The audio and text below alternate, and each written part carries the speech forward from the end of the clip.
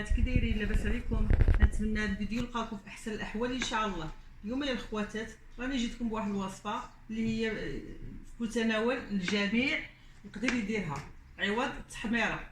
كما كتعرفوا الخواتات الفلفله كانت غاليه، راه وصلت حتى 700 ريال، ودابا راها شويه طاحت في الثمن. ما فيها بس اننا نستافدوا منها ونديروا بها هذه الوصفه عوض التحميره، لان التحميره كنلقاو فيها الدغول، كنلقاوها مزوره، كنلقاو فيها بزاف ديال حاجه حنا مأكدينش منها 100% واش هي طبيعيه. ولهذا نغتنموا هذه الفرصه ديال الفلفله.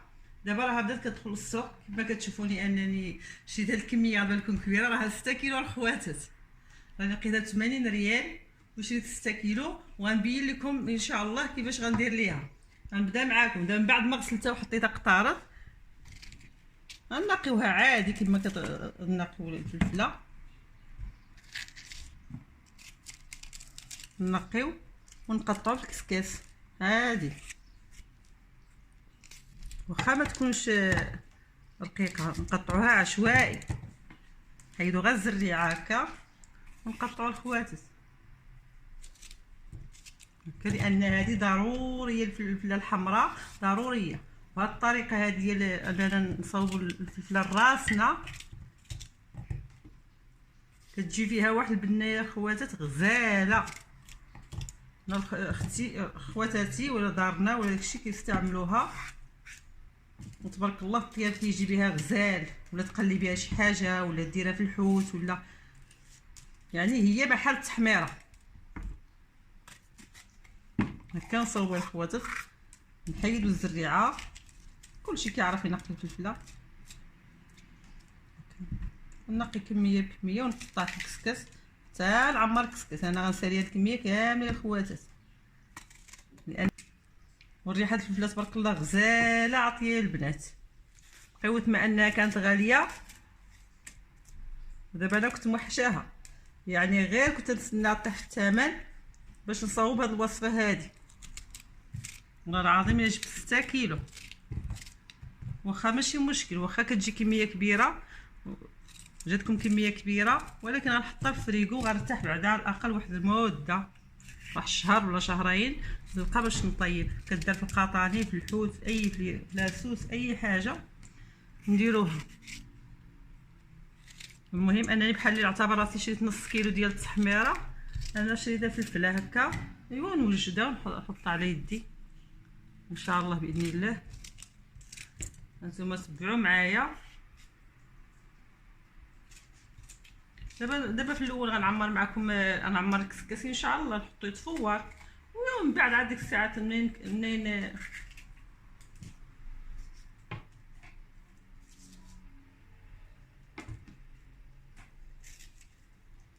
نسالي الكميه كامله نوريكم الطريقه ان شاء الله باذن الله، باش نتوما تستافدوا منها.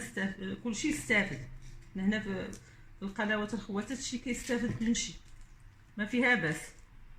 انا والله الا شحال هذه وانا باغا نديرها لكم هذه الوصفه هذه، كنستعملها بلا ما صورتهاش لكم. وقلت دابا لا ضروري ما حديش 6 كيلو، ضروري نوريها للخواتات المبتدئات واللي كيعرفوها الله يعاونهم، واللي ما كيعرفوهاش يستافدوا منها. صافي هكا غنبدا نقي، كنقي كميه عاد نقطع البنات باش مابقاش نصاوب وحده بوحده. تبارك الله كيفاش حمرا غزاله، وهي الفلفله الحمراء كتخسر دغيا البنات. خصكم كيف تجيبوها من السوق ما تفوتش يومين، ما تخليوهاش خارج الثلاجه، كتكون تبارك الله طايبه وحمراء، ما تخليوهاش خارج الثلاجه راه خسر ليكم. هذاك الشيء علاش انا دابا جبتها البارح واليوم حاولت نديرها دغيا بواحد الزربه باش ما تخسرش ليا. نتوما كتشوفوها تبارك الله غزاله وجديده. والله الا مشيت عاد دايره السوق وانا نلقاها تبارك الله قلت ضروري ندي منها. هذا هو الماك.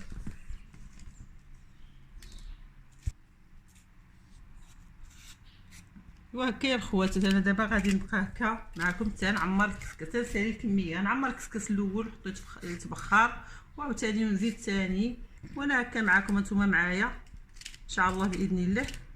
انا كنحاول نزل باش ما نطولش لكم الفيديو، لاننا عاده ما كنطولش الفيديوهات وما كنديرش اصلا الفيديوهات بزاف. ملي كيكون شي حاجه مهمه هكا ولا استبدلنا الخواتات كنحاول نحطها. والله العظيم ما كنبغي نشارك معكم مره شي حويجه.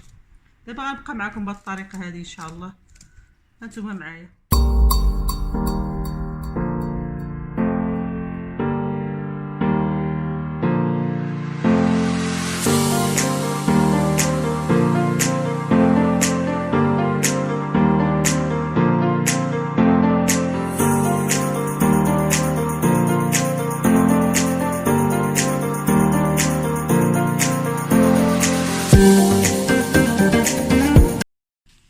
انا رجعت لكم البنات من بعد ما قطعت، من بعد ما عمرت هاد الكسكس بالفلفله مقطعه. هانتوما تشوفوا تبارك الله النص عمر لي هاد الكسكس وعمرو مزيان، والنص الاخر خليته. حاولت نقسمها على جوج باش ما نديرش 3 ديال الكساكس، لان ما فيها ما يفور ويعاود 3 مرات.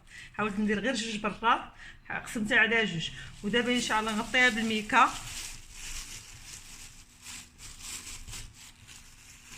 ونرجع تفور ان شاء الله عاوتاني، ونقطع الاخرى ونحطها تفور. ومن بعد غنرجع عندكم ان شاء الله نوريكم تتمه ديال هذه الوصفه ان شاء الله الرحمن الرحيم.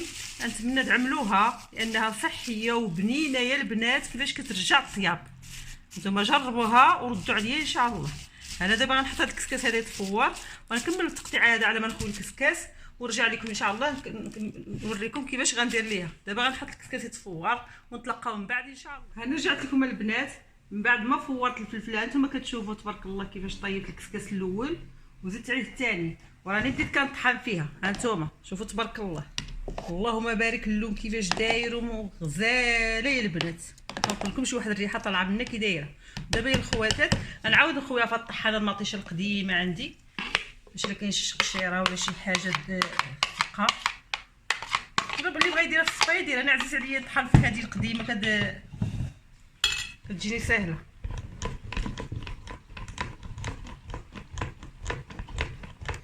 نوريكم البنات غير هاد الشويه هذا باش ما نطولش عليكم الفيديو صافي. ونكمل هكا نطحن وندوز في الطحانه ديال المطيشه القديمه هكا كاين خواتات. وغنوريكم تبارك الله كيفاش داير. ها اللهم بارك غزاله تبارك الله. هانتوما كتشوفوا ما باقيش نحتاجوا التحميره نهائيا. ايوا نوريكم ان شاء الله منين يسالي كلشي ونديرها في الفريغو في المجمد ان شاء الله. انا حتى نسالي ونوريكم الكميه اللي عطاتني 6 كيلو ان شاء الله.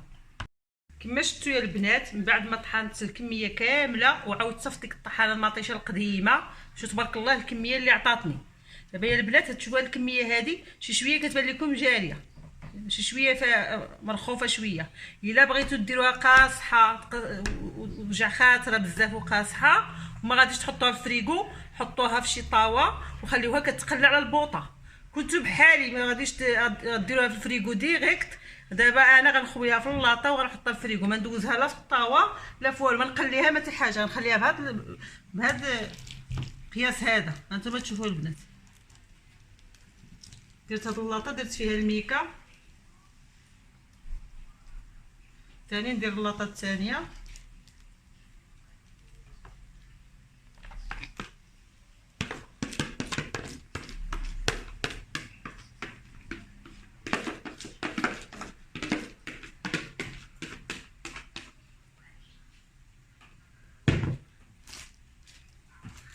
هانتوما شفتوا الخوات.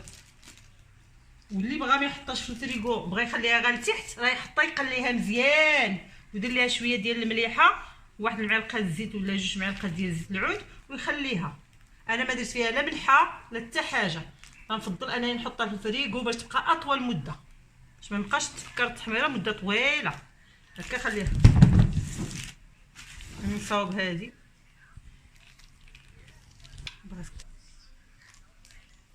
صافي الخواتات. دابا انا فرقتها في اللاطات هكا كما كتشوفوا. غنحطها في المجمد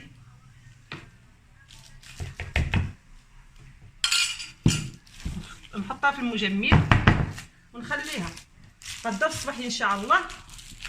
تصبح جامده. نعاود نوريكم شنو غندير فيها، قطع طريفات وداك الشيء نوريكم كيفاش غندير ليها. واللي ما بغاش البنات يدير في المجمد بغا يخليها لتحت راه كما قلت لكم حطوها في شي كوكوط ولا طاوه ولا كسرونه تخليوها على البوطه كتقلى مزيان، وديروا فيها شويه المليحه واحد شويه ديال زيت البلديه، واحد 2 معالق، وخليوها كتقلى مزيان صح ما يتمكن حتى تقصح. وعاد ديك الساعه ديروها في القرعات وخليوها. ولكن انا دابا حيت غنخليها في الفريغو ما درت فيها لا ملح لا حتى حاجه، كما شفتوا نحطها اللاطات ونحطها في المجمد، ونتلاقاو غدا ان شاء الله منين نصاوبها. غنرجع لكم البنات في الصباح من بعد ما جمت ليا جمدت ليا هاد الفلفله. ها انتم كتشوفوا تبارك الله كيسقط جاده. انا بديت نهرس عاد فكرت خصني نكمل لكم انتم. صافي كنقطعوها كطريفات، كنقطعوها طريفات وكنعاودو نحطوها في نرجعوها للمجمد هكا. انا نكمل نقطع بحال هكا طريفات.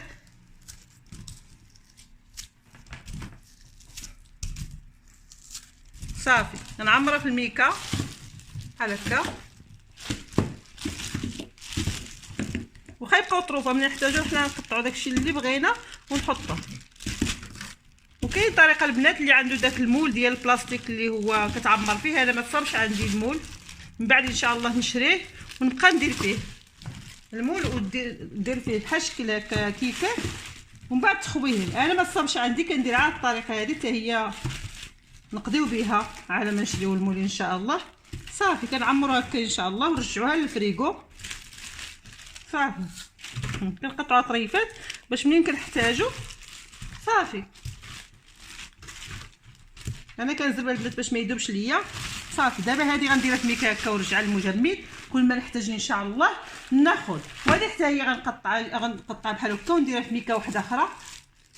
صافي ايوا نحطها في المجمد وهكا يا البنات نرتاح مده طويله من التحميره كل ما نحتاج ان شاء الله. شوفوا تبارك الله يديك كيرجع حمرا هكا. غنحطها في المجمد وكل مره ناخذ شويه ان شاء الله الرحمن الرحيم. ونتمنى هذا الفيديو يعجبكم وديروا بحالو حتى نتوما. وانا قلت لكم كاينه طريقه المول غير انا ما عنديش المول، انا ما توفرش عندي دابا ان شاء الله غنشريه المره الجايه ونوريكم طريقه المول. ايوا السلام عليكم ورحمه الله تعالى وبركاته. شكرا على حسن المتابعة. دعمونا بالاشتراك في القناة والضغط على زر الاعجاب واضافة تعليق مشجع. شكرا.